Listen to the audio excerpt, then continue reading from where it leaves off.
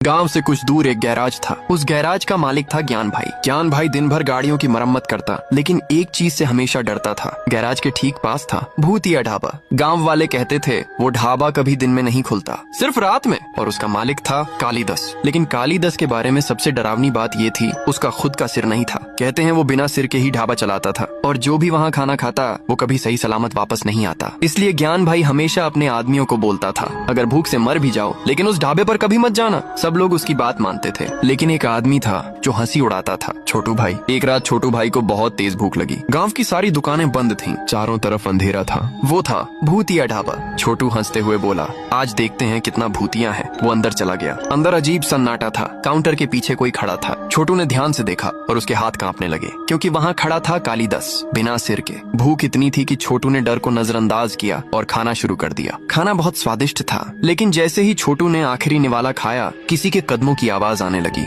धीरे धीरे धीरे। फिर अचानक एक जोर की चीख सुनाई दी। अगली सुबह गांव में हड़कंप मच गया। सड़क के पास छोटू भाई की लाश मिली, लेकिन उसका सिर गायब था। ये खबर सुनते ही ज्ञान भाई का गुस्सा फूट पड़ा। उसने अपने आदमियों को बुलाया और बोला, आज उस ढाबे का हमेशा के लिए अंत कर दो। उन्होंने ढाबा तोड़ दिया और उसे बेरिंग से बंद कर दिया। कुछ ही घंटों में भूतिया ढाबा खत्म हो गया। गाँव वालों को लगा अब सब खत्म हो गया, अब कोई नहीं मरेगा। लेकिन उसी रात ज्ञान भाई अपने गैराज से घर जा रहा था। रास्ता बिल्कुल सुनसान था, चारों तरफ सिर्फ अंधेरा और ठंडी हवा। ज्ञान भाई धीरे धीरे सड़क पर चल रहा था। तभी पीछे से तेज बाइक की आवाज आई। आवाज तेजी से पास आने लगी।